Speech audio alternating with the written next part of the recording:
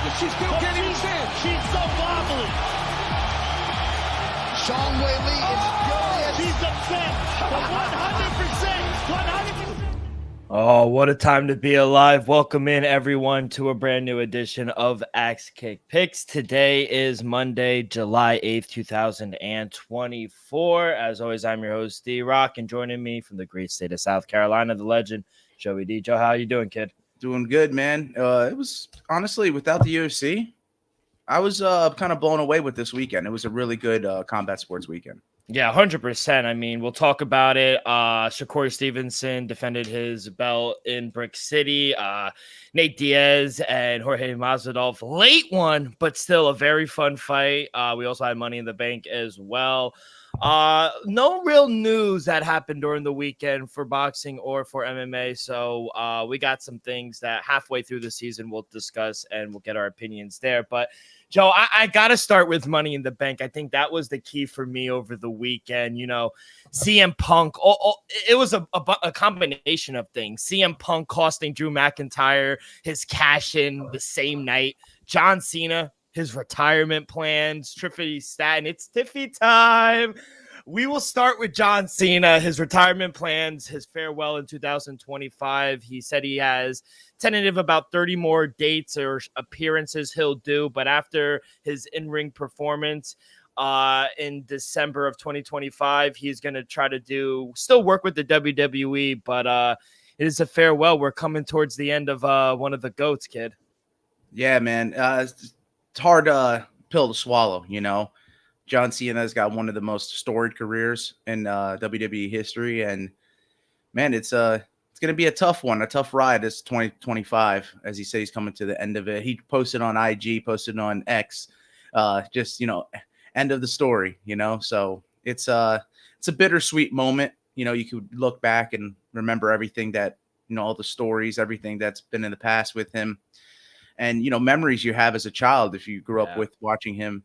He probably means a lot to you. So it's a bittersweet moment, but I mean, he deserves all his flowers, and I'm sure they'll give him some surprise matches where he can, come out on top.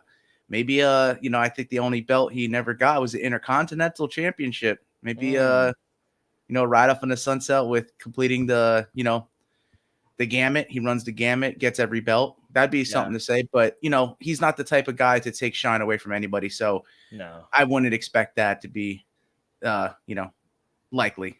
I was going to ask you in a little, if they give him a belt one more time. I don't think they do. And he'd probably be at the forefront of it saying, no, we got, too much invested in the up and comers and those who are already at the championship level. So why would I need to come in and, steal their shine? There's no need for that. He's a guy that would give shine to others.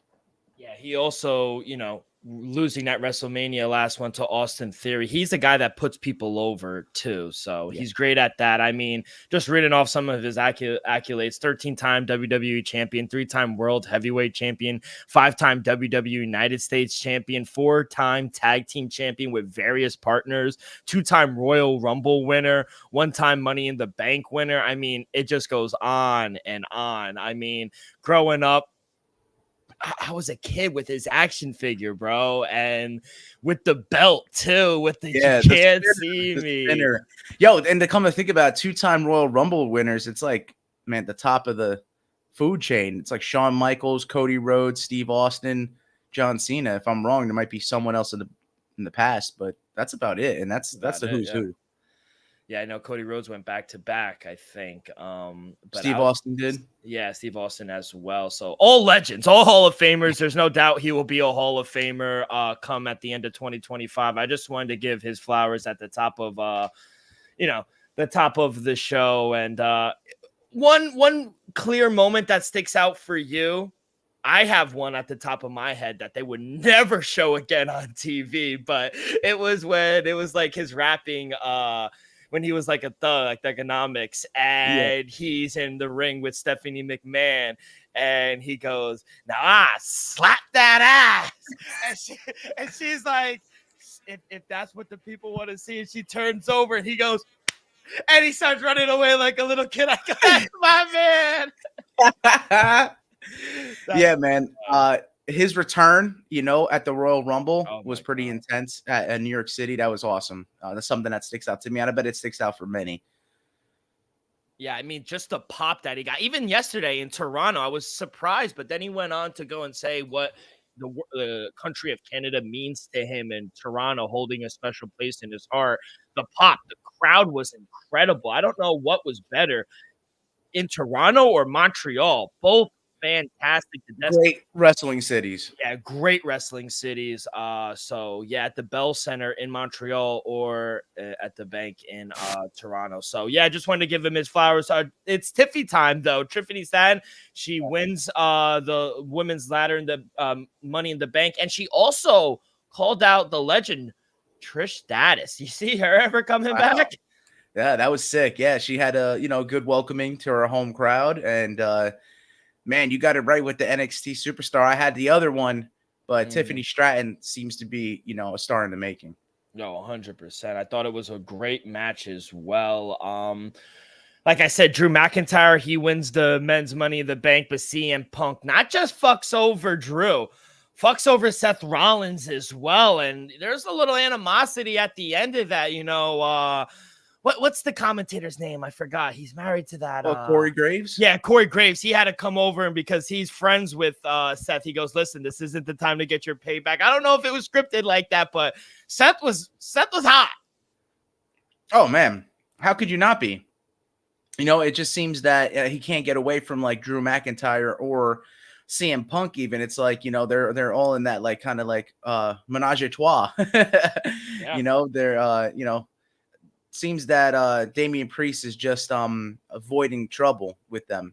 He's like a part of it as well. So man, it was a good match, good storytelling, and now you got bad blood in so many different angles and directions. You can go many different ways. And it continued after the thing in the post conference where Drew McIntyre, he had to be restrained by Wade Barrett. He even hit Raw general manager Adam Pearce as well. So he had to be held back. He's livid. I mean, the UFC continues to fuck him over. I think it's gonna come all to an end, crashing heads at SummerSlam in Cleveland. Dude, shout out you for, man, did you write this storyline? I'm telling you. Said on the past show was exactly how it came to be. Hey, UFC or TKO, honestly. TKO, I was about to say, yeah, you can shout out TKO. You get both of them. If you're looking for a story writer, I mean, I could tell the future, but it was amazing. The one thing I'll say that was botchy a little Money in the Bank, there was a lot of botches, especially in that Intercontinental Championship fight between Sami Zayn and Braun Breaker. Sami Zayn almost broke his fucking neck. Shout out Braun Breaker for catching him, because if he didn't, it would have been bad. But I think it's just the chemistry needs to be built a little more in time in the ring. I'll be better suited for them. That's all it is. I think, you got a guy coming up from NXT where I think the ring is a little smaller. Just the dimensions of it, and just working with your partners, you have to get those reps in. So I think in all due time, we'll see more cleaner events. Yeah, shout out Braun Breaker. I do think he'll be a multiple time champion in the near future. I just didn't think Money in the Bank was the right fit for him, but he's going to be a star in the making. Like I mentioned, Damian Priest, he retained due to CM Punk getting involved. And then the end, I thought, was the best fight, the Bloodline. Wow. I mean, this guy, Jacob Fatui, he is the real deal. I mean, he's legit as they come. And to be honest, Cody Rhodes, the one being pinned, was actually, I didn't see that coming. I talked about it saying that, oh, well, he doesn't have to take the pinfall. They were focusing on pinning Cody Rhodes. That's crazy. Yeah, it was insane, because they weren't even focusing on Randy Orton or Kevin Owens a little bit. They were, you know what it was? I thought they were sticking it to Roman Reigns. You can't do it. We'll show you how to do it. To Paul Heyman, the wise man. I thought it was amazing. The Bloodline is legit. The story continues to get better and better. We also have, I didn't know, they go right back to it. NXT, they have a pay-per-view tonight in Canada, Heat Wave. Yeah, man. I like that. I like the back-to-back pay-per-views. The NXT guys get their shine after the main roster. So, I mean, honestly, they're really like a part of it now, too. It's just that, it's just a building block for the organization.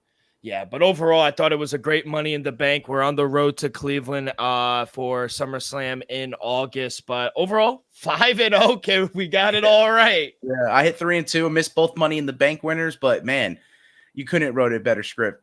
Yeah, I think it was very exciting. And like I said last show, I don't think the product's ever been as hot as it is recently. So WWE is on fire. Let's go to Brick City. Shakur Stevenson, he beats Artem by unanimous decision to defend his WBC lightweight world title. Comfortable win, but far from exciting, to say the least. You know, a lot of people didn't like the fight. They thought it was boring. You know, there were videos people were seen leaving The Rock in the 8th or 9th round.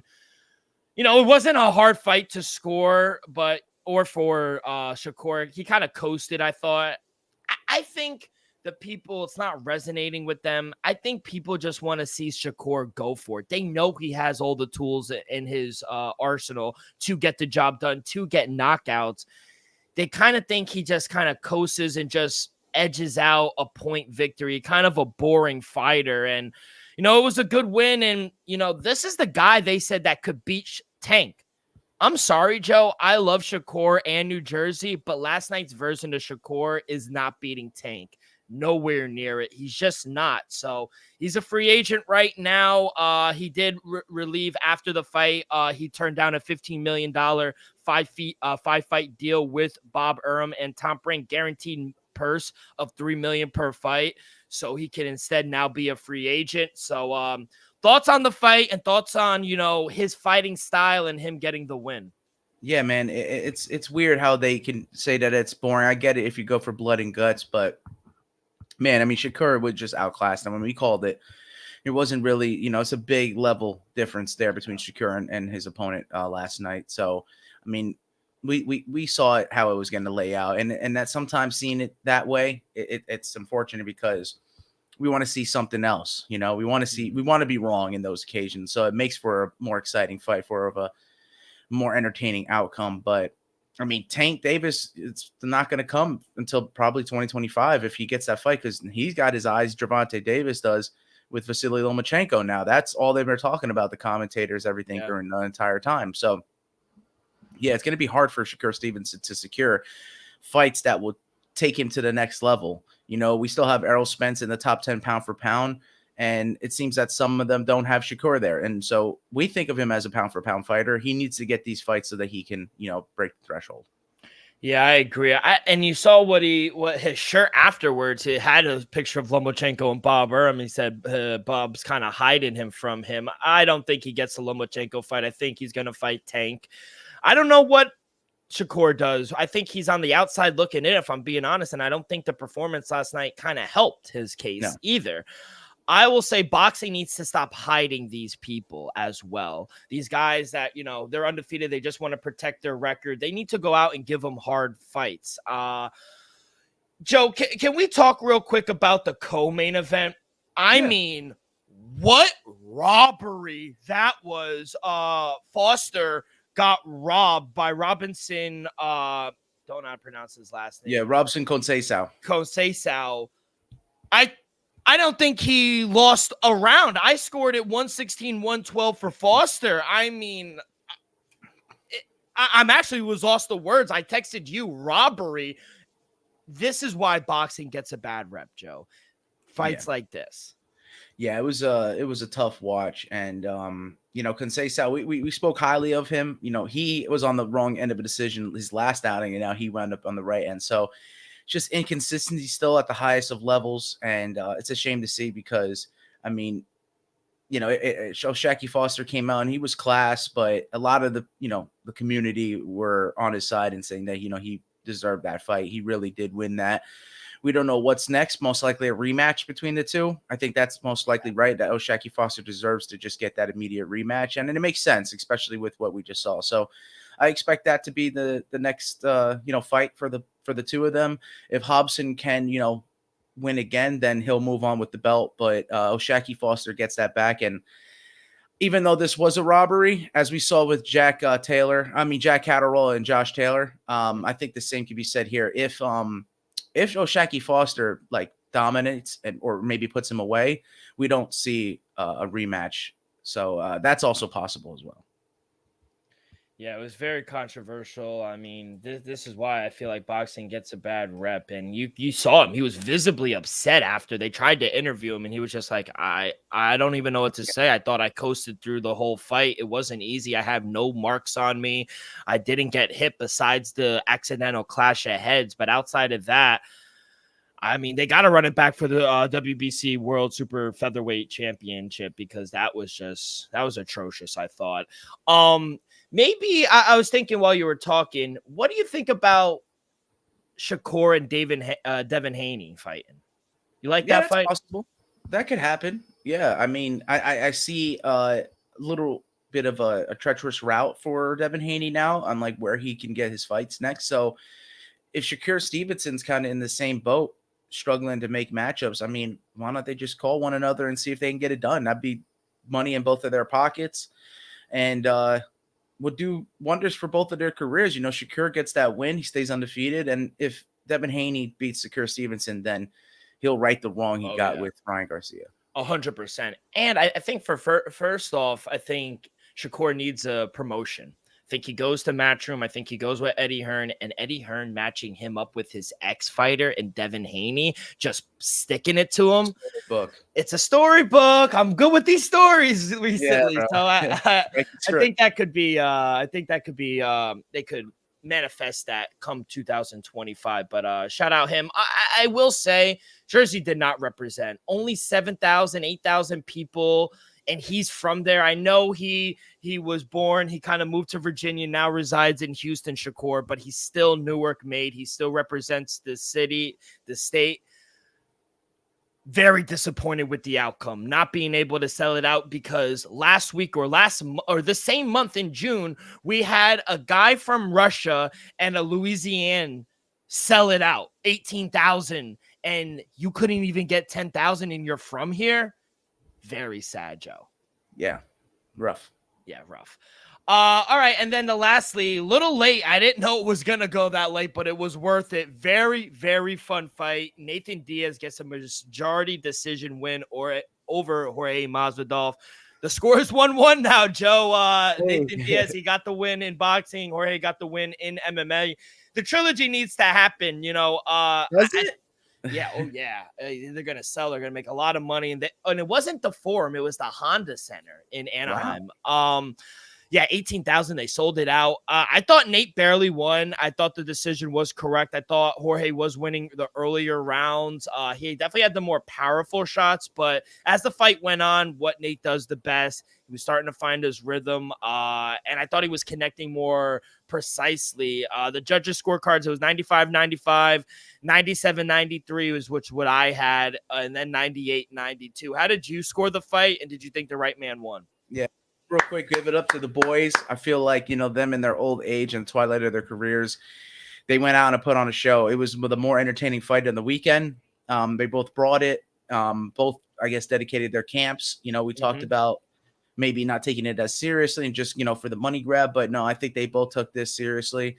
And they respect one another. But there is a little bad blood amongst both camps. And yeah, I could have seen it gone either way, to be honest with you. You know, Jorge Masvidal was landing the more powerful shots. And, you know, it seemed to hurt Nate Diaz in there, but he wasn't going anywhere. And the fact that he wasn't is why I could see him winning on the scorecards with the majority decision, which I also called. I said that Nate Diaz could win on the scorecards with the majority or even a split decision, which it could have been. It could have been a split as well. So, yeah, I scored it like that exactly. I had it I think I had it 96-95 because going into the later rounds, Nate Diaz stole the last three. So, yeah, Jorge was a little bit ahead just based off the earlier rounds, kind of giving him a little bit of a leeway. But, yeah, as it went to the later rounds, man, Nate Diaz turned it on, put the pressure on, and just, man, was landing the, like you said, the cleaner shots. You know, the 1-2s were landing flush. The half power shots were smart and very good game plan for him. And that's how they always have fought, the Diaz brothers. They fought with, pot shot and hitting you up with volume and then maybe one bang here and there. But, you know, Jorge did his part as well. It takes two to dance. And I thought it was a really good fight. But I'm just glad I hit the plus money, the plus 200, plus 225, depending on where you saw it. I was not expecting, especially how the fight was going early. I really thought that you were, breaking down the fights to a T. This weekend was yours, but I made up for it by hitting this event. Nice plus money. I was just going to say, shout out you. You called it right on the head. No worries getting this one wrong. I'm glad I stayed up. It was a very fun fight. I think they complement one another very well. I was looking for a little Stockton slap, but we saw him turn around, kind of smiling, doing what Nate Diaz does, getting the crowd involved. I thought it was amazing. Calls out Jake Paul after. I think that's kind of funny. He looked much better than his last fight. I'll say that. Nate Diaz looked much better than his last fight. But, Jorge after the fight saying, we were in California. We knew I was going to get booed and the judges. We knew how it was going to go. I don't know if that's necessarily the case. Let's do it. And put him in Kansas. Yeah, put him in the fucking middle of nowhere. Let's see how the judges are then. But I don't know how much to intake on that. But other than that, Shane Mosley Jr., he defeated Daniel Jacobs unanimous decision. That was a good win as well. Dude, Sean Garcia got butchered. Oh my God. It was a good fight though. Even though he missed weight. And he got to put on late, starting it was the body shots. He just couldn't, he had no answer for the body shot. Middle of the fight. Shout out Chris Avila as well. Defeated UFC champ Anthony Pettis unanimous. Talk about decision. volume. Yeah, 59, 55 times 2, 58, 56. I mean, Chris Avila just put it on him later in the fight as it went on. He improved. That's 6 wins in a row for Chris Avila. I mean, he's having a ton of success here in boxing. Dude, he's tearing it up. I love it. I mean, UFC wasn't his lane, to say the least. But, he's finding a way here. And I think the night Carmel Morton from the 18-year-old, the prodigy of Floyd Mayweather. He's 18 years old. Floyd was in his camp, walking him out in his corner. He proves to 4-0, and he beat a 36-year-old by second round knockout. The kid is legit, man. I'm telling you. It was good seeing those young prospects like we saw in the Shakur Artem card as well. Like Abdullah Mason, Keyshawn Davis, the guys I mentioned, and then like you just said in the Last Man Standing card, man, the Floyd prodigy, he picks his fighters well. So yeah, Carmel Moulton, I mean, he's an up and comer. Yeah, and when you're sparring guys like Tank Davis and Devin Haney at the age of 15, you're gonna be good. Let's just say that.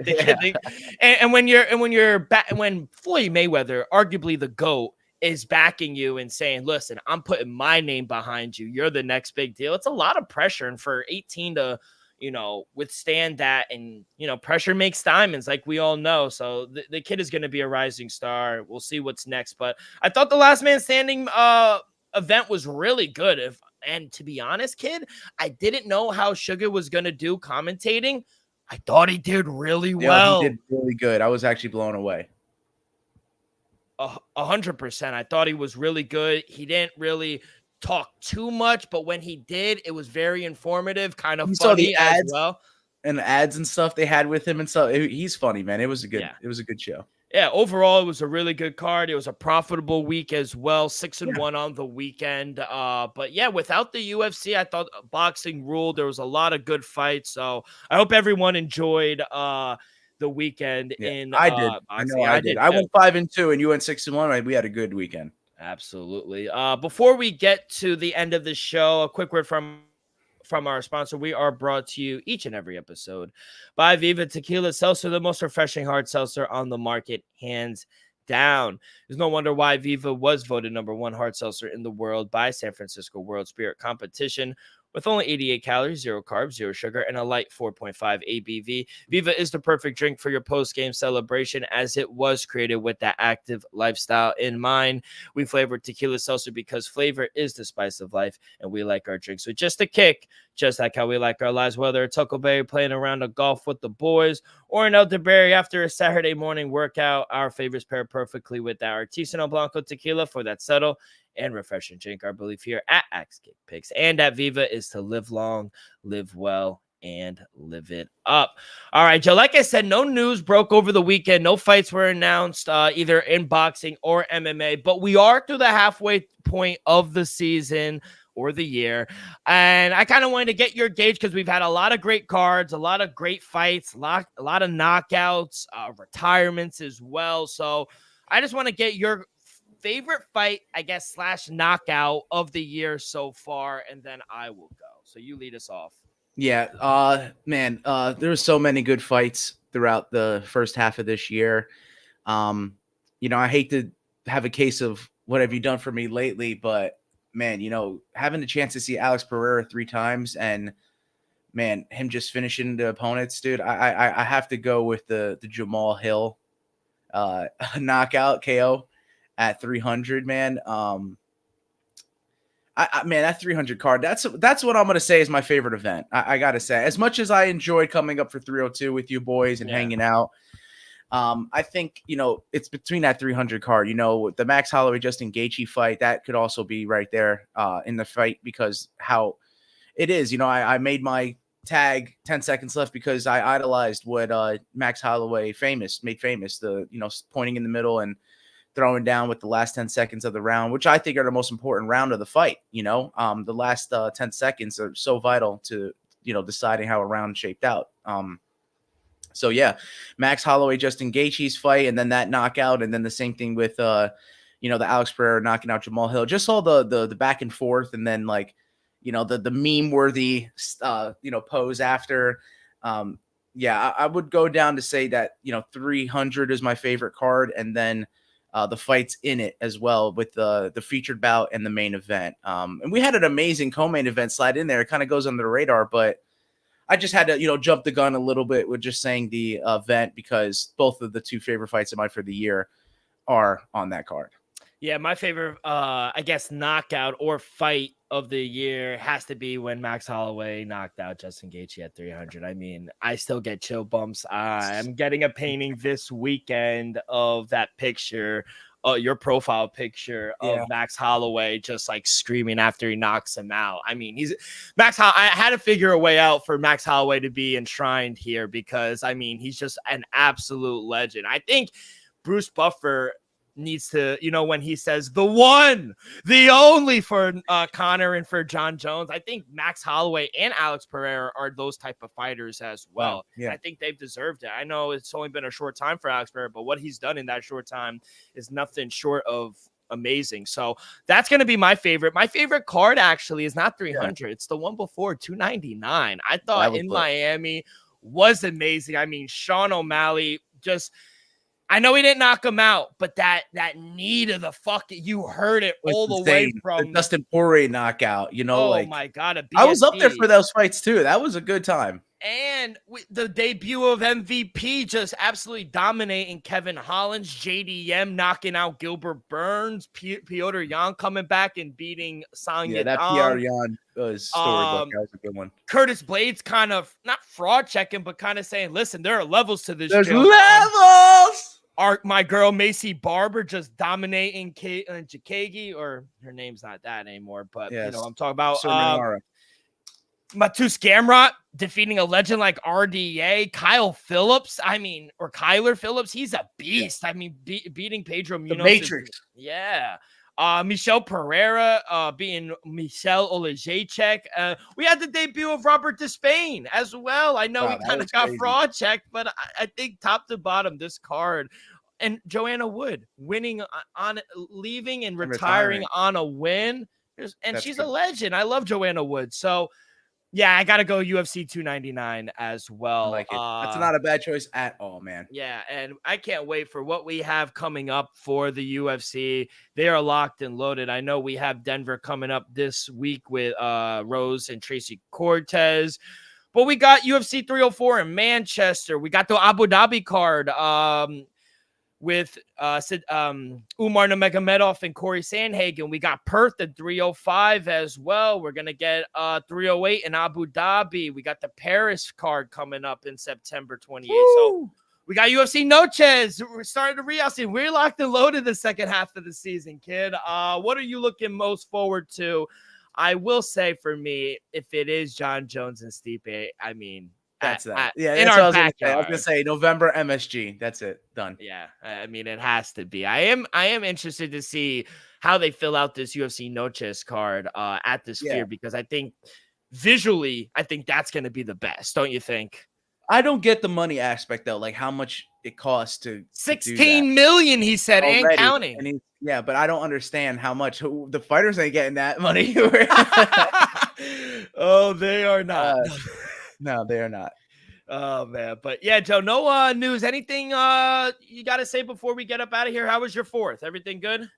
Yeah, a bunch of fireworks over the course of the weekend. 10 seconds left, back on a roll. We hit with one Fight Night 23. That was also an entertaining card, and even the LFA, that Latin America versus Brazil final, was good because it ended with the first round knockout from Carlos Leal. We saw him in PFL, Bellator. He was a high level fighter, but he did fight some tough competition. So seeing him on like a more regional or just a lower leveled MMA promotion, you could see where and how good he truly is. So overall this weekend, like I said, without the UFC, I thought it was an amazing one. And man, we're only 1 week away from boots on the ground for you, my boy. You're going to be over there in Denver. Yes, sir. Denver, Colorado in elevation. I cannot wait. But everyone, that is going to do it for this Monday edition of Axe Kick Picks. On behalf of our sponsor, Viva Tequila, Joey, I am D-Rock. Make sure you guys go follow along our social media. You guys can find Joey on Twitter at 10 seconds left _ You can find me on Twitter as well with Rock with 2 Ks at the end, 24. We're also on Facebook, Twitter, and Instagram at Axe Kick Picks. You guys can find us wherever you get us in your podcast. If you missed this, Apple Podcast, Spotify, Stitcher. We're live on YouTube every Sunday and Monday Friday, as well. So hit that like button, subscribe, rate, give us a review, comment below how we're doing, what you like for this coming week for UFC Denver. All that good stuff really helps the show grow tremendously. So be a friend, tell a friend, and we will see you guys on Friday. Peace.